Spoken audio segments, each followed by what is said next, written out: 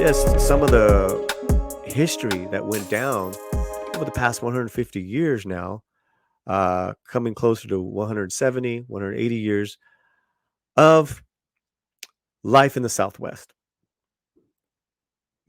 1850s,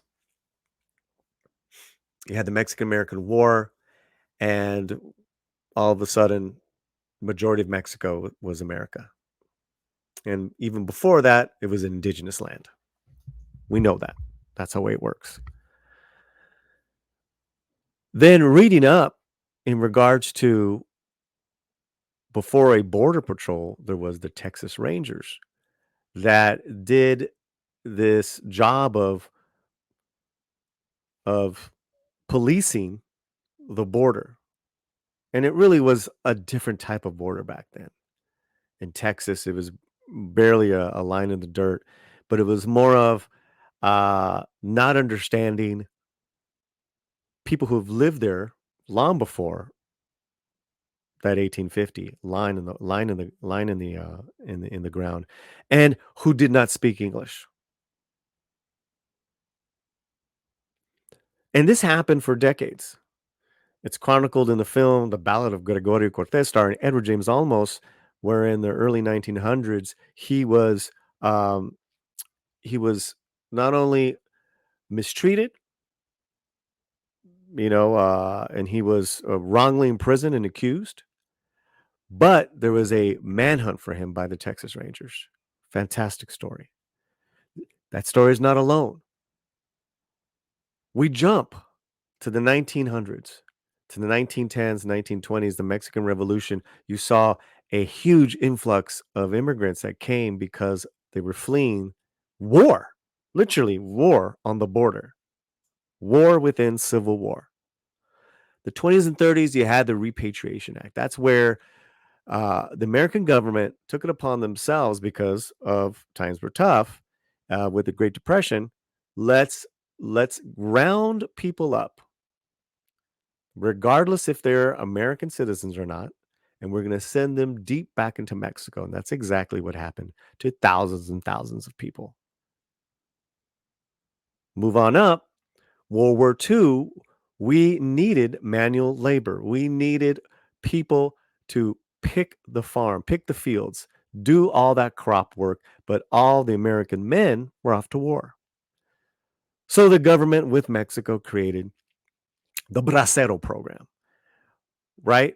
And while that was well-meaning, it was more of just a cloak and dagger because most, and this is 1940s, most operators, most American companies didn't sign on with it, even though it sounded nice, because they didn't want the government to control what they pay these people. These people being uh, at the time part of the Bracero program, but still undocumented. They didn't want the government to tell them what they can pay them. They wanted to pay them the lowest possible wage, and that still happened. It happened so much that in the 50s and 60s, the United Farm Workers was created by Cesar Chavez and Dolores Huerta to fight those very conditions that have been going on for decades of farmers, whether they're legal or not, farm pickers, all that stuff, and what they had to endure.